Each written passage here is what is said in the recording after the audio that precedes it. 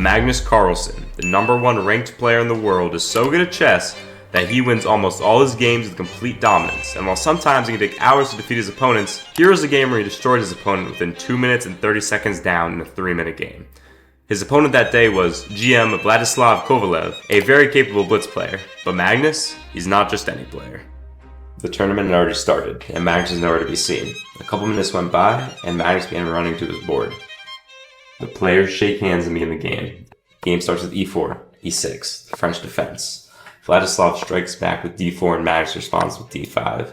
The pawns get traded off and they both develop their pieces. But Vladislav strikes the center, wanting to put pressure on Magnus's pieces. Magnus defends with a knight to f6, making Vladislav think for a very long time, but eventually develops his knight. Magnus just castles, playing extremely calm. Vladislav knows he's going to have to step up his game. He takes on d5, and Magnus plays rook to e8, checking his king. After playing bishop to e2, blocking Magnus's rook, Magnus plays knight d7, but before hitting his clock, he adjusts all of his pieces, showing he's not afraid. Vladislav castles, and Magnus responds with pawn to h6. A set of moves are played, and Magnus takes back the pawn on d5.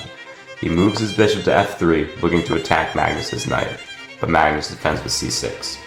Vladislav plays queen to b3, looking to put more pressure on the knight. Magnus thinks for a couple of seconds and plays queen to b6, looking for a queen trade. Magnus Carlson is known for his incredible endgame skill, often winning positions that look completely equal to everyone else. His precision and patience make him one of the toughest players in the world to face when the board starts to simplify, and Vladislav knows this.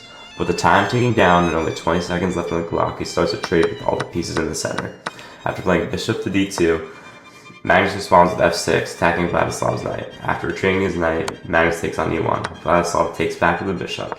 Magnus plays rook to a4, looking for pressure on White's isolated queen pawn. Vladislav defends with bishop to c3, continuing the attack. Magnus plays bishop to f5, finally developing his light squared bishop.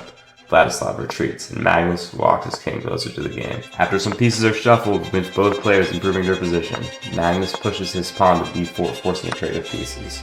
The position is dead even, but Magnus always plays for a win.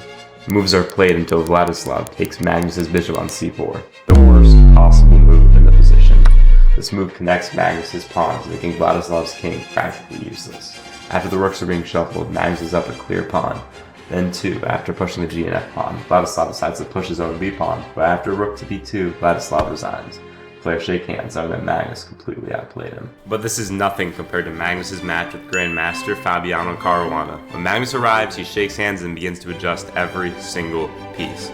His time is just ticking, but then Magnus starts with d4. Caruana responds with knight to f6, and Magnus plays c4 after e6, and knight to c3. Caruana strikes the center with d5, looking to put pressure on Magnus's pieces. Magnus responds with g3, and they transpose into the Catalan opening. After bishop to g4 check, Magnus plays bishop to d2. Caruana defends with a5, Magnus fianchettos his bishop on g2, and Caruana castles. Magnus plays queen c1, and Caruana responds with b6, looking to put his light squared bishop on the right square.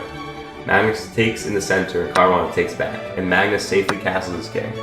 After playing bishop to a6, looking to pin White's e-pawn, Magnus responds with a3, looking to kick out his dark squared bishop.